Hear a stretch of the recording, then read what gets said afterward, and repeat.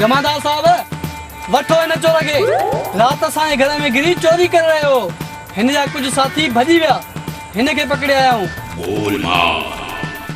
अरे सिपाही सुधरी ए सिपाही गुटका वठी ने के सामारे वणे बधो लाया मगी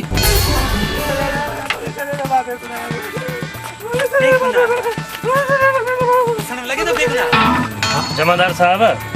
चोर बाबा तव्हांजे हवाले आहे वधीक तहकीकात कजो हिन जा ॿिया साथी जेके भॼी विया आहिनि बाक़ी चोर हथ में का ॻाल्हि न आहे हिकिड़ो आया सभु अची वेंदा का ॻाल्हि न महिरबानी बराबर सुठी ट्रिप कजो मसलो ही न आहे जमादार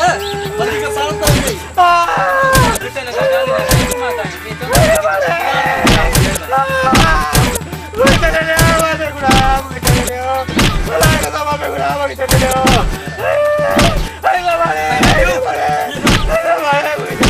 सचू खड़िया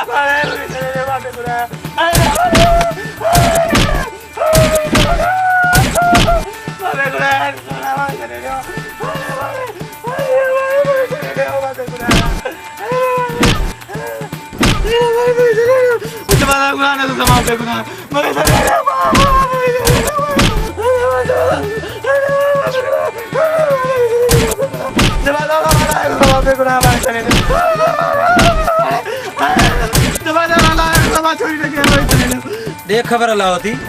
सची कंदे जा असां के तकलीफ जारेंदे मुझो नालो भी जमादार झटको थई जे करे न में झटको लगी वई तो पाणी सची कंदे जमादार साहब मां बिल्कुल बेगुनाह जेकर मां ता के सही तरीके से सही हकीकत बुधा मुके छड़ी दी तो हां अगर तू बेगुनाह हुंदे तो तोखे बेशक छडींदम नत मसलो यो है त मां नूरल ए भूरल वाला जे तरह तावीज पूरण मां चोर समझी पकड़े वरतो रात जो 12 बजे हुनन जे दर ते वनी तावीद पूरे शामा तो के बेवकूफ तो नजर जा हां न जमादार साहब अगर ता के